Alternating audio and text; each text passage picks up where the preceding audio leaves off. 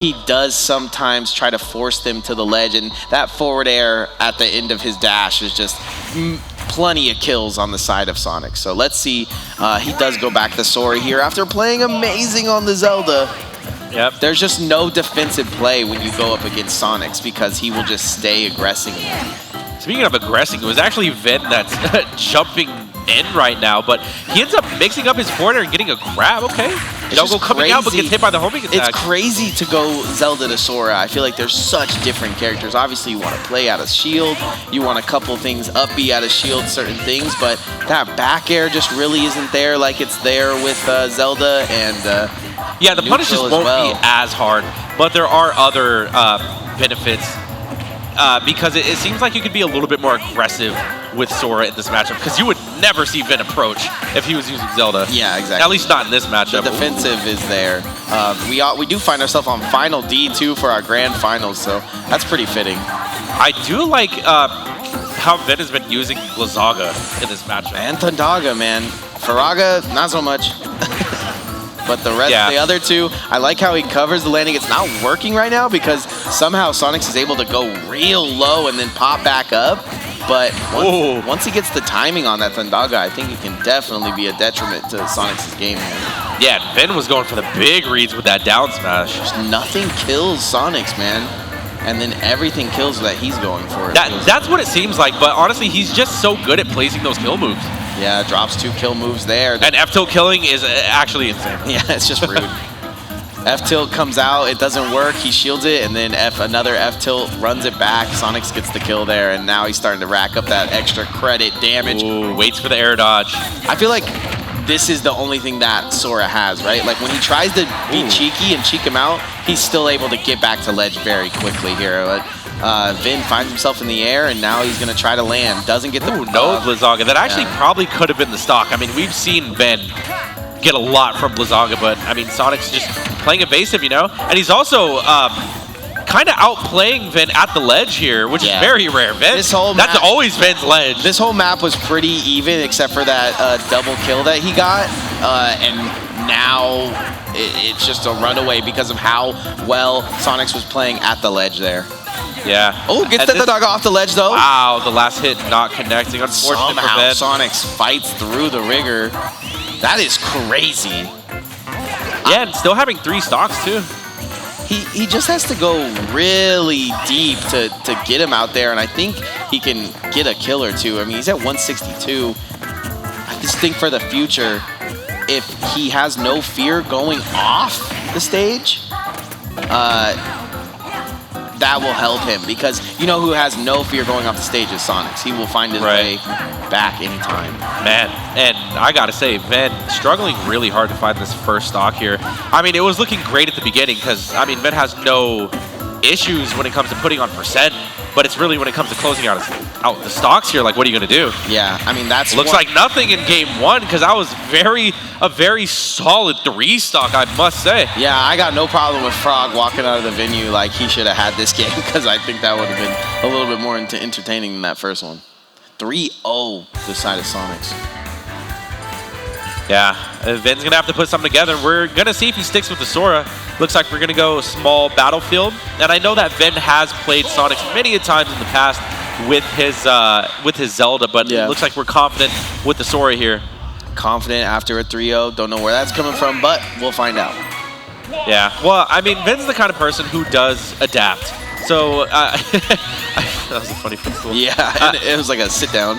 I feel like if Vin was able to use his magic without, you know, at an unsafe distance that's super reactable, like if he does Fire-Aga when Sonix is, you know, above him and can punish with a spin dash, it's like, you know, you just don't do it. Like, I see him trying for that Thundaga there, right? He's got the advantage.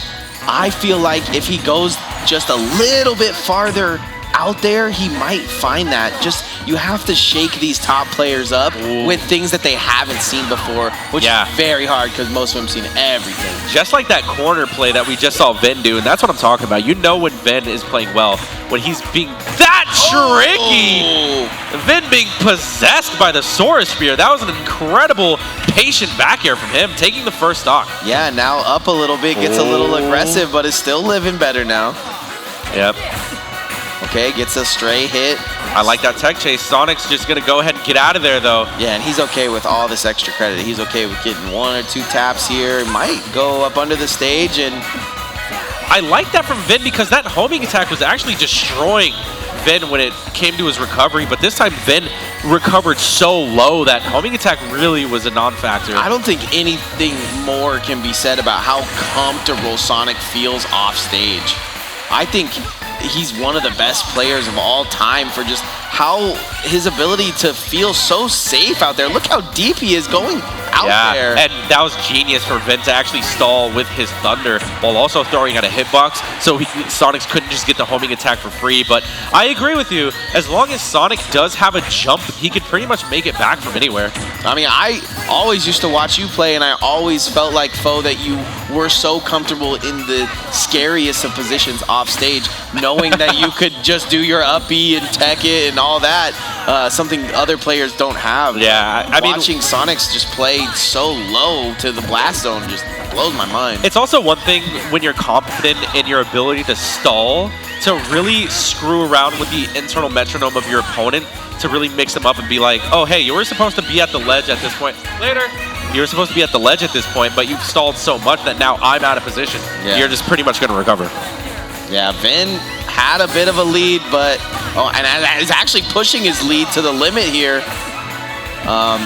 I love what Vin's doing this game. Not worried about getting that one big last hit, just okay with tacking on percentage. I think that's how you have to play Sora in this matchup. Yeah, and Vin is honestly hunting Sonix down too, because really all Sonix has had thus far in the neutral is, you know, the spin dash. Right now, it is time for Sonic's momentum, but it doesn't look like it's gonna happen. Vin just resetting the neutral and coming back. Yep. Once again, big shout out to production for putting all this on every week, man. They do an amazing job up there, from everybody to the sound guy and above. Oh, wow. And that is the worst SD that you can have during a production shout out. Yeah, I mean, like, Sonix went out there and scared him, though. Yeah. I mean, it wasn't just an SD, it was an SD with Riz, you know, with reason. Not only is he living at 171, but he's putting on the extra credit. Untechable and into the side of the stage. The game hasn't escaped him too far either. Yep. No, he's still in this one, but it's starting to get farther away. Vin has to act like this is his last stock of the game. Oh, wow. And it most certainly is. He does not want that to happen. It's crazy how the momentum shifted just off of that one SD, too. Because Vin was playing so solidly throughout the whole game. Yeah, like I said, when you're going into Sonix, you have to play perfect. I mean... But exactly, it's just that one mistake that could be the deciding factor of the whole game. Yeah, because the whole thing was he wasn't worried about this big hit. He was looking to tack on chip damage. He has D's there, and it just shuts everything down. Sonic ends it. We are going to be going back to a small battlefield, though. I mean, we'll see.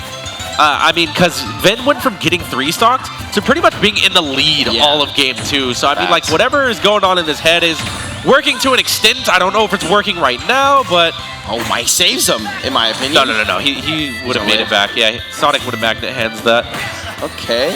But we're coming back with a vengeance, though, because we're keeping Sonic at the ledge here. A vengeance. Yeah. Good tech chase as well. Looking for the... Okay, finds the magic. Goes deep. I like it. Oh, and he's just trying to challenge whatever he can right now with Sonix. That could have been a kill, but it wasn't. That could have been a kill, but it wasn't. Yeah, no, Sonix is evasive, man. It's not easy to hit him with these kill moves, especially when he's aware, like, oh, man, anything you hit me with will kill me at this point. Look, he's just going to up B and just play it safe. And he goes out there and gets the... Well, it was a possible kill. Wow, yep, going deep. Who's doing that? Who's going all the way out there? Oh, that was a disgusting scoop, though. Scoops him up and gets the kill, and now my man's playing paper, rock, scissors. Oh, man. Vin is definitely going to have to find an answer to Sonic just jumping into his space when he's off the stage like that, because Sora's recovery is too good to keep allowing that to happen. I love how anytime he gets those like a little bit of aerial dominance, he'll chop it up for hours if he has to. Yeah. And we've seen how low Vin can go when it comes to avoiding those homing attacks, but he needs to avoid the Hedgehog himself right here. Yeah. Needs to stay away from him. Okay, gets a that's what I'm talking about. You gotta mix it up. You gotta be uncharacteristic when you're fighting these perfect players, or you gotta play to their perfection. Yeah. The song's always goofier than ever with that bright upright. Yeah. Oh, doesn't get it. Nice shield. Could be a big punish, but he opts to go for a jab one. I don't know if he was trying to mix jab one into potential grab, but I mean, at that point, if that's, you know, another mistake coming out of Sonix. Yeah, Sonic's really showing his human side here against Vin. Barely, but it's there. Yeah, and Vin off to a little lead, but there you go, Vin a little too slow, but we're still living. Yeah, 117. Vin going extremely low. That's what I like to see. Oh, these two are going back and forth right now. Unfortunately, Sonix is up 2 games, so got to be feeling confident here. Okay. All right. Vin's first lead of the entire set. Well, I will say game 2, he kind of had, true. You know, some good leads going. He kind of threw it away. Yeah, for but sure. I don't think he's going to make the same mistake twice here. Oh, he kind of gets caught slipping, though. All right, let's get those mistakes out early. Okay, yeah. Last stock season. Oh, this is Vin's last stock, so you know it's a little bit different. Oh, yeah, now it's time to really turn up. Yeah, he starts to up try to put up things together. Up air, goes for another juggle, but Sonix is out of there, man. Sonix is so good at escaping disadvantage. Like, it's really hard to combo him. Like, all your stuff really has to be guaranteed. It's hard to reset. Yeah, that's why I liked what Vin was doing, right? He wasn't looking for those. Oh, no. Please don't let it in like this. Please don't let it in. And that's how it ends. Ladies and gentlemen, your Knockdown 61 champion is going to be Sonix. Sonix does an amazing job of going into Vin's chest, ripping out his heart there.